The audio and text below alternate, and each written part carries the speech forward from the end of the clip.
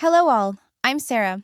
Welcome back to TLC's Next Updates. Don't forget to subscribe and thumb this video up if you like staying current on everything Sister Wives. The long-awaited tell-all episodes of Sister Wives have long been out, and Kody Brown's guesting in the first half has certainly generated a whole lot of reactions. Following the mid-season hiatus that provided the series time to ruminate on the sad death of Garrison Brown, Season 19 is now officially closed.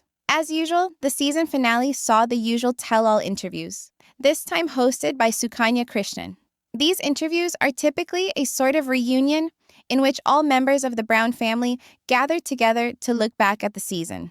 In previous seasons, Robyn, Christine, Janelle, Meri, and Kody would all gather together. But this year was an exception. Christine, Janelle, and Meri, having separated from Kody, each made separate appearances in order to present their own account of things. The first half of the tell-all was broadcast on May 25th. Fans were made aware beforehand that out of respect for the family, the subject of Garrison's death would not be mentioned. As one would expect, the loss is too fresh and too close to home.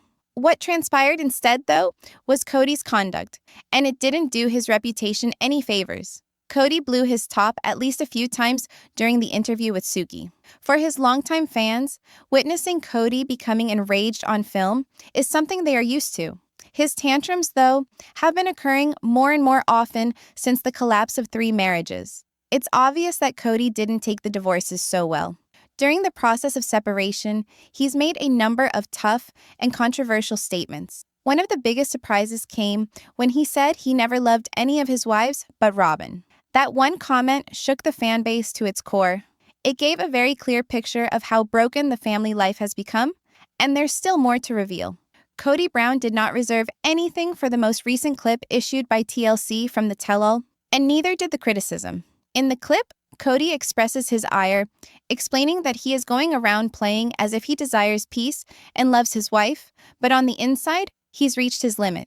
He even confessed to being so irritated that he's literally flipping 2 birds, indicting others for making him guilty of just loving Robyn.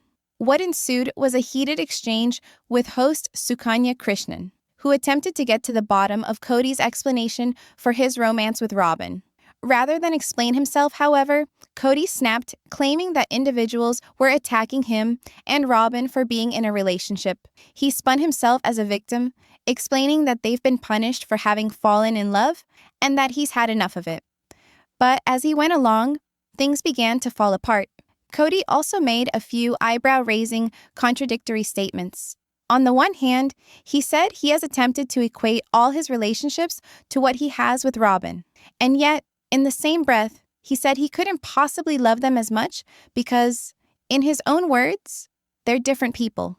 That contradiction didn't go unnoticed. Suki called him on it, and Kody didn't handle it well. He lashed back, telling Suki to give polygamy a try herself and see what happens, which came across as defensiveness and dismissiveness.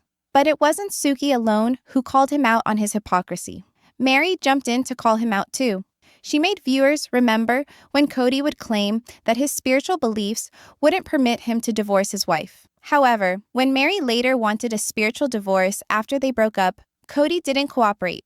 He said he no longer practiced the same religion and did not wish to proceed with the formal ritual. His spiritual beliefs only came into play, according to Meri, when it benefited him. Kody's responsibility-dodging pattern continued to play out at the tell-all. When discussing his failed romance with Meri, he couldn't quite own up to anything. Actually, Kody and Meri have thoroughly opposing ideas about how and why their marriage ended.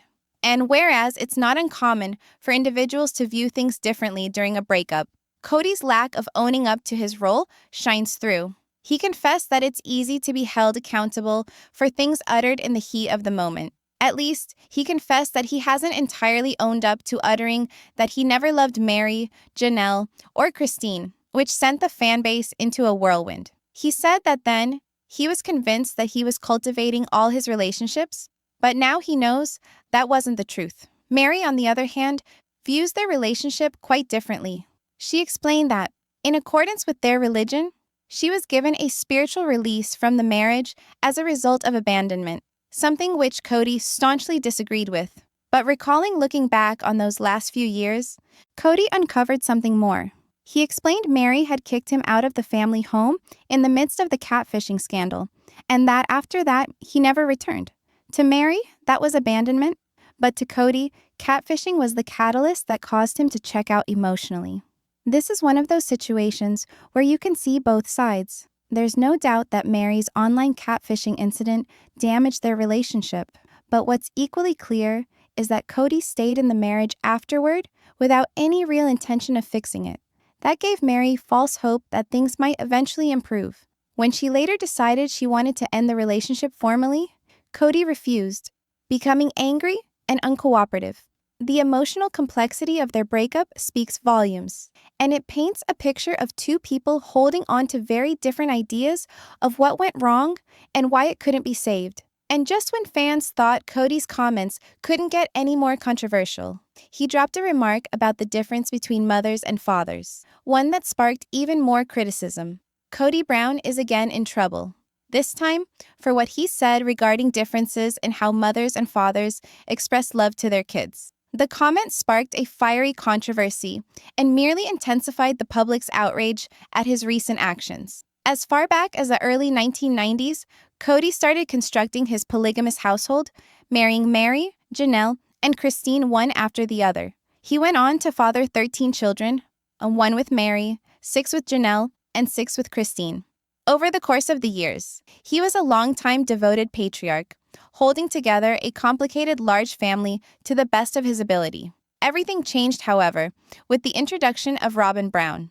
As Kody's attention shifted nearly solely to Robyn, numerous fans, and even his children, began to believe he was abandoning his duty to the rest of the clan. His relationship with his first 3 wives and their families started to weaken, and the cracks in the wall grew too large to be overlooked. Kody's latest statements haven't helped him out any. In a now retweeted message, Kody confessed jealousy of mothers, saying that they can love their kids unconditionally by nature, while men are usually supposed to use tough love. He went on to say that mothers listen, while fathers rush in to solve issues. At first glance, it was an observation on the surface, but to many, it was an excuse. Fans didn't mince words. One Reddit commenter noted that Kody appeared to be employing this differentiation as an excuse for his emotional withholding, stating he copped out instead of working on his ability to love without condition. Another observed that Kody is always quick to blame his actions on factors outside of his control. Kody's words have far-reaching implications, particularly for his children. His relationship with most of his children has become even more strained. Between 2021 and 2023, while his marriages with Meri, Janelle, and Christine dissolved, Kody was basically in a monogamous relationship with Robyn. And that dynamic change only widened the emotional distance between him and his other children. Following the collapse of his marriages, Kody started to drift apart not only from his ex-wives, but also from his children. Instead of trying to bridge the gaps in the strained relationships, Kody insisted on apologies from his grown children, feeling they had disrespected Robyn. When those apologies were never made, the gap between them kept widening. Kody and most of his children ceased all communication. Christmas, a traditional time of family closeness, passed without common festivities. Some of his kids didn't even have a phone call from him on their birthdays. On the other hand, Kody was publicly lavishing gifts, attention, and affection upon Robyn's kids, casting the chasm acutely into relief. His recent statements regarding parental love only continued to fan the flames. By asserting that mothers naturally love their children unconditionally and fathers must learn the same type of love, Kody seemed to be rationalizing his own emotional absence. To most, it seemed like a justification for his detachment, a way to make fatherhood less nurturing, instead of being faced with the fact that his relationships were strained. Rather than mending the fences, these remarks are driving him further away from his children. And what's more disturbing, Kody doesn't appear to be interested in reconciling. If anything, he appears to have settled into the distance, even though he knows how much his words will hurt. The reaction was swift. Most Sister Wives viewers recognized Kody's comments for what they were, an attempt to revert to old-fashioned gender roles. The viewers flooded social media with messages about their own fathers, men who were as loving, present, and emotionally engaged as any mother could ever be. Critics faulted Kody for relying on these stereotypes to excuse his own shortcomings as a parent. And with every fresh remark, his position as the show's villain appears to solidify further. As the family themselves continue to disintegrate, fans are left asking, can Kody ever really repair the harm? Or is the emotional gap now too vast to overcome? Fans are well within their rights to call Kody out, particularly for dismissing the millions of fathers who regularly show up for their children with love, compassion, and emotional presence. His words struck a chord, not only because of what they wrote, but because they ran counter to so many fathers who quietly and steadily do the emotional labor. Following a season filled with sorrow, divorce, and unresolved hurt, the highly anticipated reunion specials were finally released. The episodes gave us an unvarnished look at the emotional devastation that now characterizes the Brown family's narrative. And for the first time ever, this reunion, unlike its predecessors, significantly altered the format. Those days were over when all the members of the family would sit down and work things out, uncomfortable as it may have been. Now, each one of them, Meri, Janelle, Christine, Robyn, and Kody, addressed the others separately, highlighting just how broken the family is. The emotional rift was no longer below the surface. It was out there in the spotlight. Early in the special, a respectful message notified viewers that the unfortunate passing of Garrison Brown would not be mentioned, respecting the family's wishes in this deeply difficult time. And then came Kody's turn in the spotlight. As soon as he stepped on camera, there was a sense that he wasn't ready for the emotional depth that lay ahead of him. Time has not mellowed him. If anything, it has stiffened him, hardened him. His attitude was tough, his answers biting, and his anger simmering just below the surface. Asked to consider the seismic changes in his once thriving plural household, to consider his altered priorities, to consider the ways his displays of affection have changed, Kody stumbled. When the discussion shifted to the emotional collapse of his marriages, Kody let loose. He said he was being unfairly punished. Punished, he insisted, for the mere act of loving his sole surviving wife, Robyn. He portrayed himself as the pitied victim, demanding that others had left him, not the reverse. But it was when discussing emotional equality that things truly went awry. The host politely signaled a contradiction in Kody's words. On the one hand, he said he had attempted to love each of his wives equally. But in the same breath, he posited that such love was impossible. After all, each person is different. Rather than seize the moment to explain, Kody replied with sarcasm, dismissing the inconsistency and even ridiculing the host for having the temerity to raise the point. The tension in the room mounted, and the unease was suffocating. Later in the episode, one of Kody's former wives appeared, recounting her experience of not being granted a formal spiritual release when their relationship came to a close. What pierced her heart most wasn't so much the denial, it was the hypocrisy. Kody had consistently professed that their religion prohibited such a release, but when she requested one by then, he no longer adhered to those principles. His denial, she said, was another instance of him manipulating his beliefs to accommodate himself. It was a double standard that created deep emotional wounds. The spotlight fell back on the main question. Did Kody ever really love the wives who subsequently divorced him? His reply was evasive. He half apologized, half deflected, implying that any of the painful things he said were just emotional outbursts, things spoken in fits of anger and frustration. But to viewers and to those who at one time lived with him, they are not so easily discounted. They linger. And ultimately, Kody's refusal to take responsibility for what he has done continues to mark the disintegration of a family that once seemed invincible. Kody also opened up, grudgingly, about perhaps the most important thing he's realized looking back.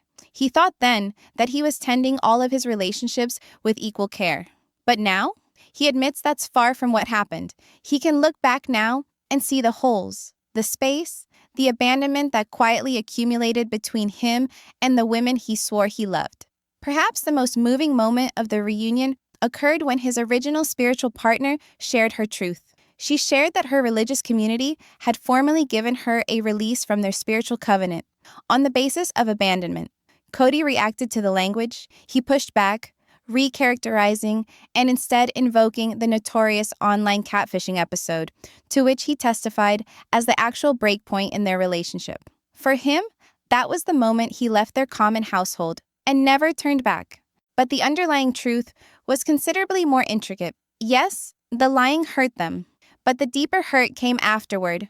From the unspoken withdrawal, the emotional abandonment, Kody remained in the marriage in terms of law and religion, but he emotionally checked out altogether. While she continued to hold on to hope that reconciliation would be possible, he had already vacated the premises, quietly, without ever uttering the words out loud.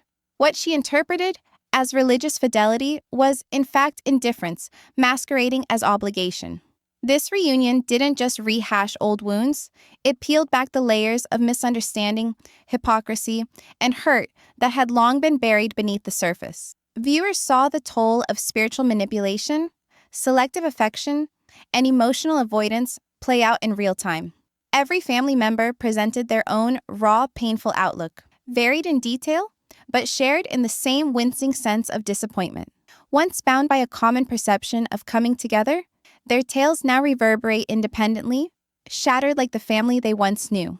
Every voice had a part of the truth, a shard of the emotional turmoil that once bound this family together and now drives them apart. The more interviews were conducted, the more defensive Kody became. What at first appeared to be strong convictions came across as fluctuating excuses, strong when it was convenient, and suddenly weak when questioned. It became increasingly hard to turn a blind eye to the emotional harm his choices had inflicted, not only on his wives, but on his children as well. Even as he tried to present himself as the one who had been betrayed, the flaws in that story were evident. The reunion put on display not only Kody's contradictions, but the unflattering reality that every failed relationship wasn't simply a case of bad luck, it was the result of decisions made and feelings handled poorly. And yet, this tell-all wasn't solely about settling scores with Kody. It was a forceful mirror for all of them, a mirror of the sacrifices, errors, and breakups that had driven them to this breaking point. The women who walked with him a while ago in a common spiritual path now stood apart, their voice firmer, clearer. Even though they spoke in sorrow, their words were the words of women who had finally started stepping out of the long shadow of a relationship which no longer worked for them.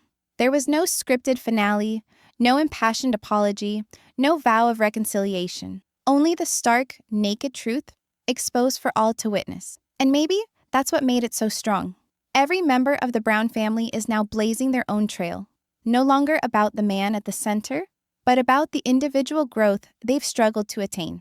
The ramifications of this reunion will be felt in future discussions, perhaps even future seasons. But one reality is already clear as day. The days of Kody Brown's unchallenged leadership are behind him.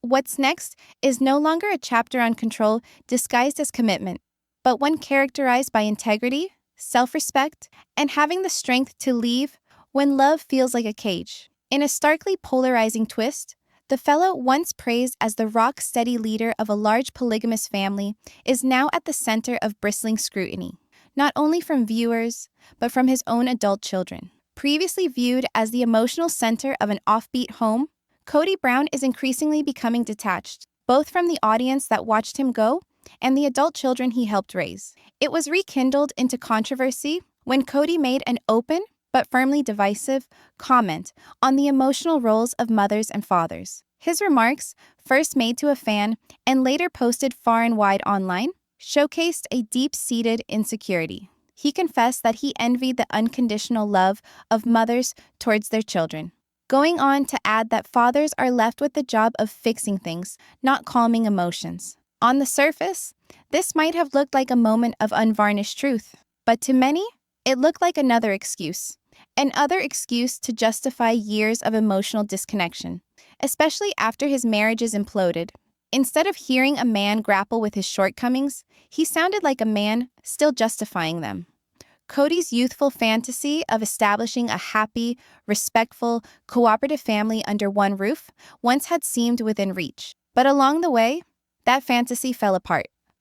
What was left were shattered connections, disappointed expectations, and emotional debris that could no longer be mended with empty assurances or inflexible ideas. Early on, Kody approached adulthood with a vision: to create a successful, close-knit family based on faith and togetherness. Through his first 3 wives, each wife added complexity and distinctiveness to the family structure.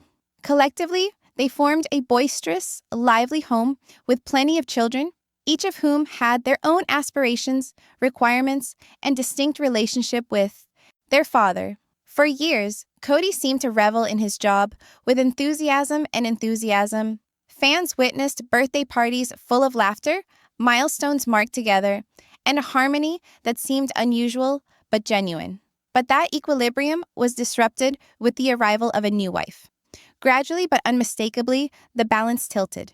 What had seemed a tapestry of co-equal partnerships began to fray into a hierarchy, as his attention and energy plainly tended toward one woman. His other wives, once at the center of the family's foundation, were pushed to the periphery. Their voices, once crucial in family choices, were silenced, their fears ignored.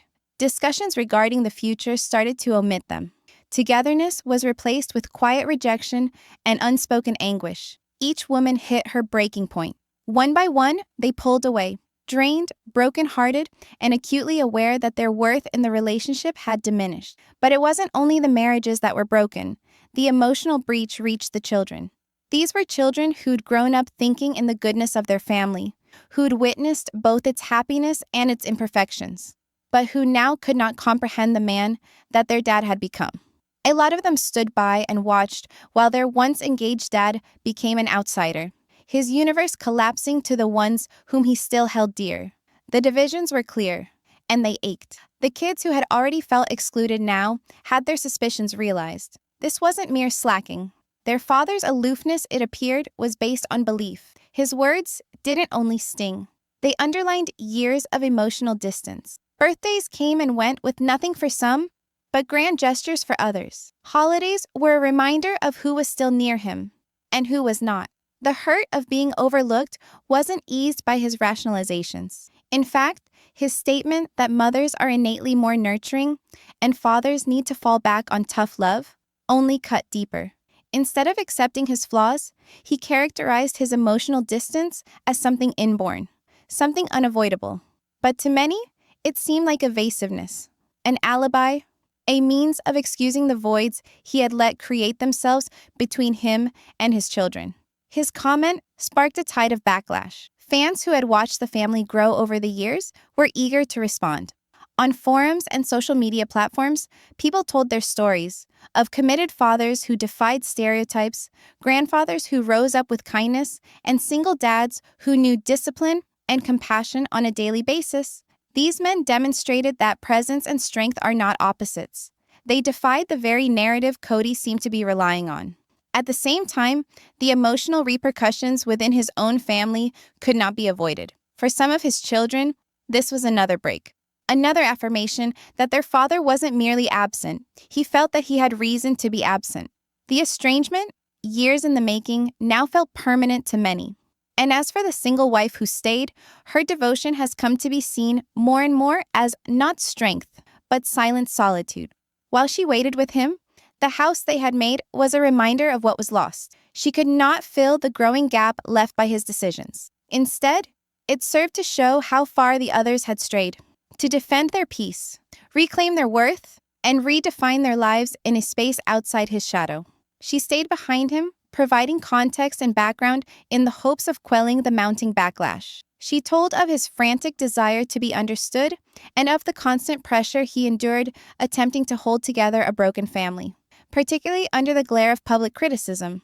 But her words, as sincere as they were, didn't come close to mollifying the criticism. Because for many, it wasn't just what he said, it was when he decided to say it, in a moment when it was still possible to heal, when tenuous bridges might have been remade. His words seemed like a dismissal, not only of pain to his family, but of the opportunity to publicly admit it. Rather than grasp at reconciliation, he withdrew behind rationalizations to opt for explaining away the pain, instead of dwelling upon it. And in that process, he may have shut the door forever. Thank you for watching. If you enjoyed this analysis, don't forget to like, comment, and subscribe for daily news on sister wives and what's behind the headlines. Next time, see you.